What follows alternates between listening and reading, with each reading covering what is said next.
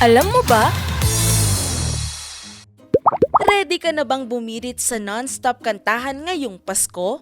Pero bago ka humawak ng mikropono, baka gusto mo munang uminom ng itinuturing na kaibigan ng mga singer, MC at public speaker, lalo na kapag nangangapos na ang lalamunan?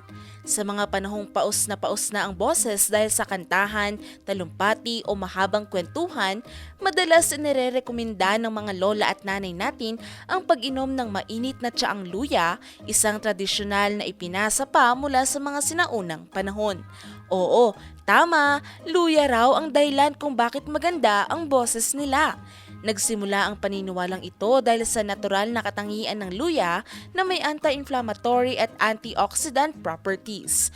Tumutulong ito sa pagpapakalma ng namamagang lalamunan at pagpapababa ng iritasyon sa vocal cords. Ayon sa Toronto Adult Speech Clinic, ang luya ay nakatutulong sa pagpapabuti ng daloy ng dugo at paglilinis ng sobrang mucus sa lalamunan. Dahil dito, mas nagiging magaan ang paglabas ng boses, lalo na sa mga matagal nang nagsasalita o umaawit.